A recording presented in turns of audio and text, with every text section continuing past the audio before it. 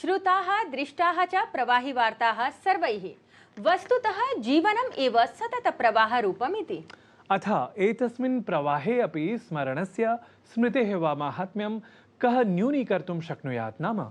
आम्, अत एव तु संयुक्तराष्ट्रनामधेयः वैश्विकमञ्चः अपि विशिष्टस्मृतितत्त्वानि संरक्षितुम् उद्यतम् आलक्ष्यते।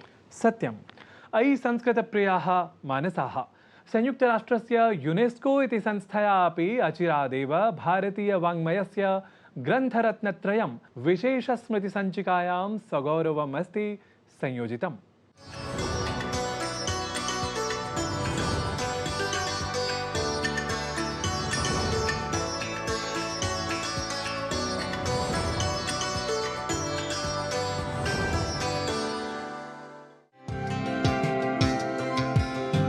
यूनेस्को अर्थात संयुक्त राष्ट्र शैक्षिक वैज्ञानिक सांस्कृतिक संघटनं हि एतत् अन्ताराष्ट्रीय स्तरे शिक्षा, प्राकृतिक विज्ञानं, सामाजिकं, मानव विज्ञानम् अथ च संस्कृति, सूचना, संचारः इत्येतेषु विषयेषु वैश्विक स्तरे कार्यजातं सञ्चालयति। तावत् भारताय गौरवास्पदं क्षणं तदा समायातं यदा संयुक्त राष्ट्रस्य यूनेस्को इत्येतया संस्थया भारतीय वाङ्मयस्य ग्रन्थरत्नत्रयं memory of the world Asia Pacific regional register इति विशेष स्मृति संचिकायां संयोजितम्। एतेषु ग्रन्थेषु गोस्वामी तुलसीदास विरचितः रामचरितमानस इत्याख्यः ग्रन्थविशेषः, विष्णु शर्म विरचितं पंचतन्त्रम् अथ च आचार्यानन्दवर्धन विरचितं सहृदयालोकलोचनं राजन्ते। मंगोलिया देशस्य उलान बटार इत्यत्र एशिया प्रशांत क्षेत्रगतायाः विश्वस्मृति समितेः दशमोपवेशनावधौ इंदिरा गांधी राष्ट्रीय कला केन्द्रेण ग्रन्थरत्नत्रयाय अन्ताराष्ट्रियैतिहासिकोपलब्धिं प्रापयितुं महती भूमिका निभालिता। एतस्मिन् उपवेशने सदस्य देशानां 38 प्रतिनिधयः, 40 पर्यवेक्षकाः च एकत्रिताः अभवन्। इंदिरा गांधी राष्ट्रीय कला केन्द्रेण एव एतस्य भारतीय ग्रंथरत्नत्रयस्य प्रविष्टयः प्रस्तुताः। ये साहित्यिक जगत में और निस्संदेह जो हमारा अकादमिक जगत है, विशेषकर जो लोग हमारी प्राचीन परंपराओं के ग्रंथों का अध्ययन करते हैं, उनके लिए ये बहुत एक तरह की प्रेरणादायी चीज़ है। क्योंकि हम अपनी ग्रंथ परंपरा का जब अध्ययन करते हैं तो उसकी प्राचीनता कितना पुरातन है और उसके साथ ही उसकी क्या वैधानिकता है, ऑथेंटिसिटी है, ये जो है वो रीजनल रजिस्टर के नॉमिनेशन से सिद्ध होता है। रामचरित मानस, पंचतंत्रम, सहृदयालोकलोचन इत्येताः कालजयी रचनाः सन्ति। एताः साहित्यिक रचनाः न केवलं भारते अपितु वैश्विक स्तरे पाठकेभ्यः, साहित्य प्रेमिभ्यः, कलाकारेभ्यः च विशेषाकर्षणं भजन्ते। ग्रन्थानाम् एतेषां वैश्विक स्तरे विशिष्टायां स्मृति संचिकायां समावेशनं भारतस्य समृद्ध साहित्यिक सांस्कृतिक रिक्थं परिपोषयति। वैश्विक सांस्कृतिक संरक्षण दिशि एषः पदक्षेपः महत्वपूर्णः अस्ति। अथ च अस्माकं विविध कथानां, कलात्मकाभिव्यक्तीनां च अभिज्ञानाय, संरक्षणाय च विशिष्टत्वेन सिद्ध्यति। नीतीश भारद्वाज विहितं वार्तावलीवृत्तं डीडी न्यूज़।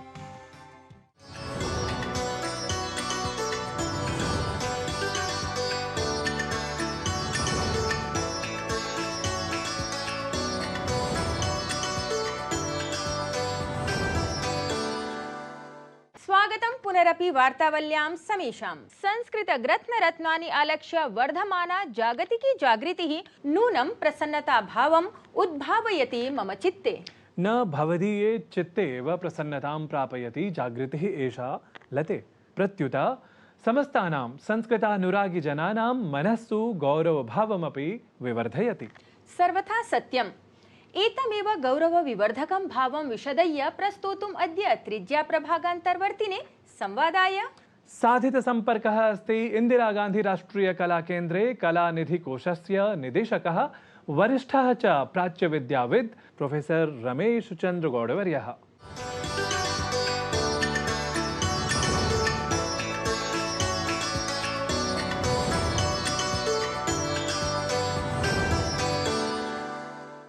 नमो नमः दर्शकाः।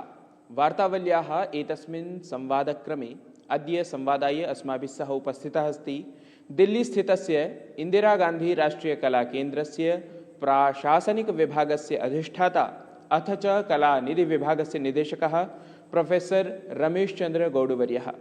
महोदय, सर्वप्रथमम् एतस्मिन् संवादक्रमे हार्दिकं स्वागतं करोमि। नमो नमः। सर्वप्रथमं वयं ज्ञातुमिच्छामः यत् यूनेस्को इति संस्थायाः memory of the world Asia Pacific regional register इति पञ्जिकायाम् अनतिचिरमेव श्रीरामचरितमानस, पंचतंत्र, सहृदयालोकलोचन इत्येते त्रयः ग्रन्थाः तत्र विनियोजिताः। भवान् कथं पश्यति एतं प्रसंगम्? ये बहुत ही गौरव की बात है, क्योंकि जो तीनों ही कृतियां हैं वो भारत के बहुत ही महत्वपूर्ण महान ग्रंथों पर आधारित हैं। अगर हम रामचरितमानस की बात करें, हम सभी जानते हैं कि तुलसीदास कृत रामचरितमानस जो भारत ने ही विश्व में राम कथा को सबसे ज़्यादा पॉपुलराइज करने में जिसने मदद की। और जिस वर्ष हमारे रामलला मंदिर में पधारे और उसी समय यूनेस्को के द्वारा उसकी रिकॉग्निशन हो जाना एक हमारे लिए और भी खुशी की बात है।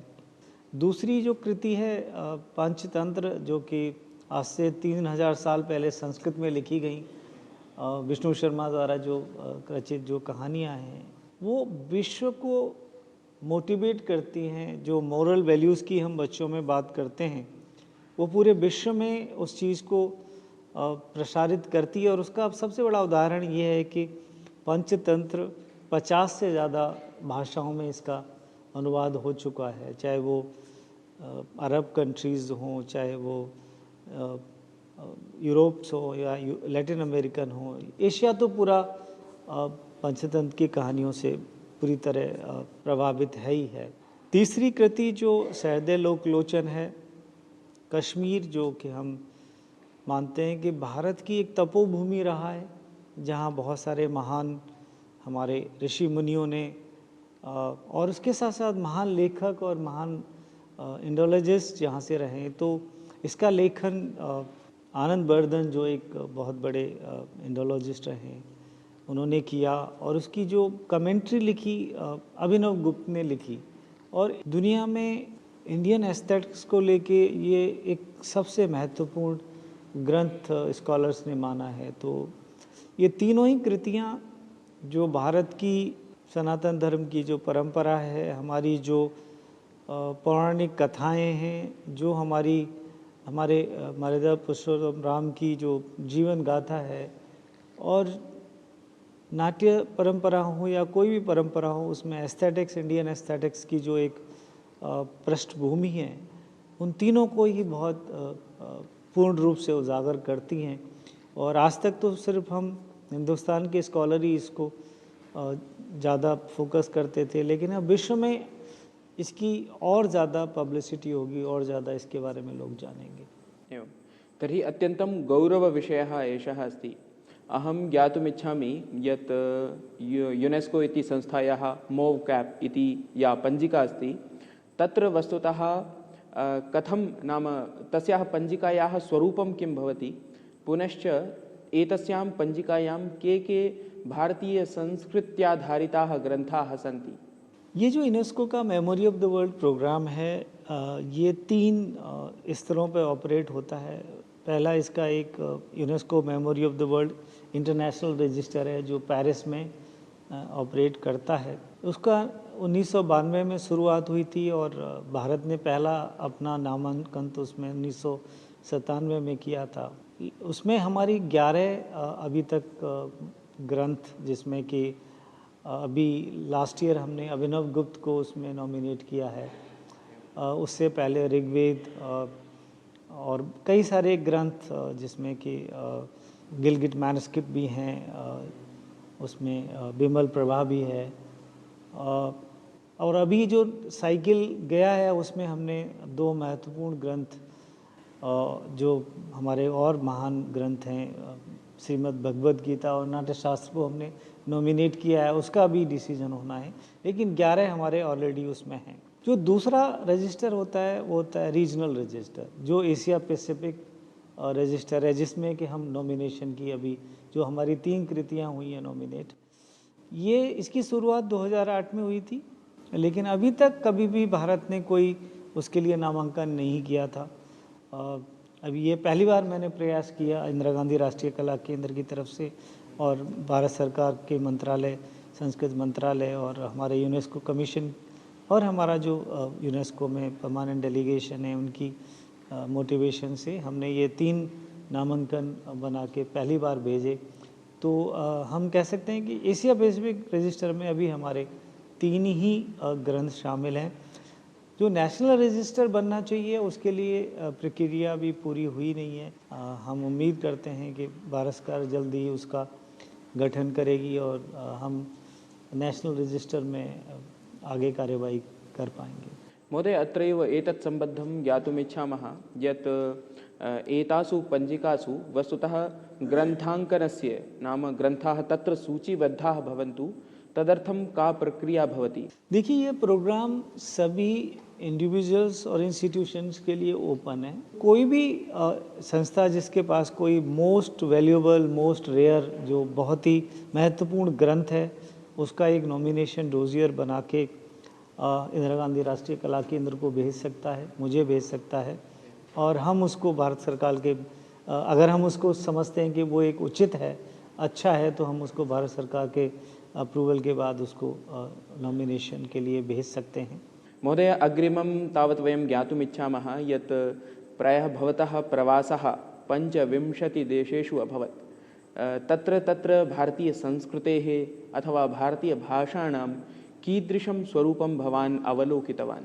मैं अपने को बहुत सौभाग्यशाली मानता हूँ, क्योंकि ये 25 देश में मेरे 45 से ज़्यादा ट्रिप्स रहे हैं, और खुशी की बात ये है कि ज़्यादातर मेरी जो विदेश यात्रा रही हैं वो शिक्षा और संस्कृति के क्षेत्र में ही रही हैं, और ज़्यादातर मेरे यात्राएं